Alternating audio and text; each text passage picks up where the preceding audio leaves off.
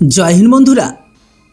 ইরানের লজ্জা পাওয়া উচিত যে তারা এখন অকারণে ভারতীয়দেরও টার্গেট করছে। খামেনি তো নিজের কর্মফলেই মারা গেছেন, এমনিতেও তাকে আমেরিকার ইসরায়েল মেরেছে, এর সাথে ভারতের দূর দূর পর্যন্ত কোনো লেনাদেনা ছিল না।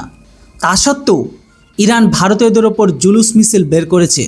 এটা কতটুকু সঠিক? আর আমাদের এখানে যারা ইরানকে সমর্থন করছে বা ইরানের আয়াতুল্লাহ আলী খামেনিকে আব্বু বলে মানছে, তাদেরও তো আরও লজ্জা পাওয়া উচিত যে তারা ইরানের সমর্থনে কাশ্মীর থেকে লখনৌ পর্যন্ত প্রতিবাদ করে তামাশাকে খাড়া করেছে।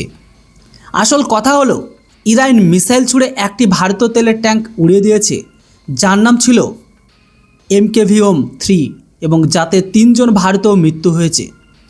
অথচ এই জাহাজটি ইরানের এলাকা থেকে শত শত মাইল দূরে ছিল। খবর অনুযায়ী ইরানের রিভলিউশনারি গার্ড নেভি একটি অয়েল ট্যাঙ্কার শিপকে নিশানা করেছে, যাতে 3 জন ভারতীয় ক্রু মেম্বার প্রাণে গেছে। ইরানের এই আক্রমণে এটি ভারতের প্রথম ক্যাজুয়ালিটি বা হতাহত বলে মনে করা হচ্ছে। আপনাদের মনে থাকবে, যখন যুদ্ধ শুরু হয়েছিল তখন প্রথম দিনও ইরান স্ট্রেট অফ হরমুজের কাছে একটি অয়েল ট্যাঙ্কার শিপকে নিশানা করেছিল, যাতে 15 জন ভারতীয় ক্রু মেম্বার শাওয়ার ছিল। যদিও সেই জাহাজে থাকা সকল ভারতীয়কে ওমান কর্তৃপক্ষ সময় থাকতে উদ্ধার তো করে নেয়, কিন্তু ইরানের হামলা এত তীব্র ছিল যে তাতেও 4 জন আহত হয়েছিল। যাই হোক, ওটা ছিল প্রথম হামলা। যদিও সেখানে ভারতীয় ক্রু মেম্বারদের কোনো ভুল ছিল না, কারণ সেই জাহাজটি ওমান উপকূলের কাছে দাঁড়িয়েছিল এবং স্ট্রেট অফ হরমুজের দিকে একদমই যাচ্ছিল না।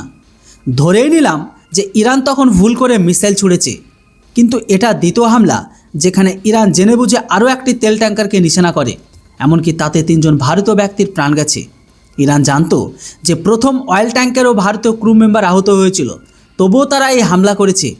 এখন এটাই যে দ্বিতীয় জাহাজটি ইরান টার্গেট করেছে, সেখানে হয়েছে কি যে ইরানি মিসাইল সরাসরি জাহাজের মেন ইঞ্জিন রুমে গিয়ে হিট করেছে, যার ফলে সেখানে বড় বিস্ফোরণ ঘটে আর সেখানে ভারতীয় ক্রু মেম্বার প্রাণ হারায়। ওমানের মেরিটাইম সিকিউরিটি সেন্টার এজেন্সির সত্যতা নিশ্চিত করে জানিয়েছে যে ইরানের হামলা শিকার হওয়া এই দ্বিতীয় তেলের ট্যাঙ্কারে মোট 21 জন ক্রু মেম্বার ছিল, যার মধ্যে 16 জন ভারতের, 4 জন বাংলাদেশের আর 1 জন ইউক্রেনের। বাকি ক্রু মেম্বার সামান্য আহত হয়েছে, কিন্তু আপাতত তাদের উদ্ধার করা হয়েছে।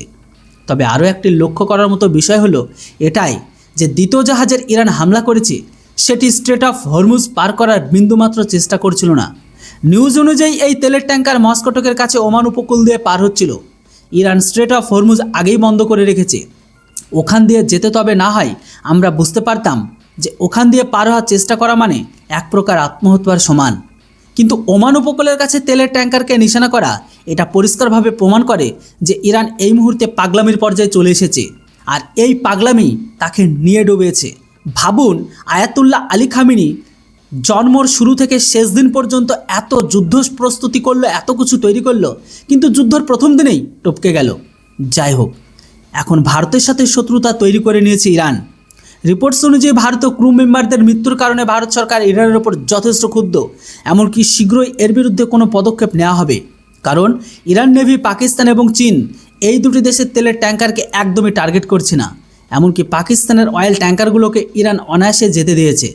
তো এই আশা নিয়েও ভারতও চেষ্টা করেছিল যে ইরান ভারতের জাহাজগুলোকে সহজে যেতে দেবে, কিন্তু ভারতীয় ক্রু মেম্বার থাকা অয়েল ট্যাঙ্কারগুলোকে ওপর মিসাইল ও ড্রোন অ্যাটাক করে ইরান পরিষ্কার বার্তা দিয়ে দিয়েছে যে তাদের কাছে ভারত ততটা গুরুত্ব রাখে না যতটা আজকের দিনে পাকিস্তান ও চীন রাখে।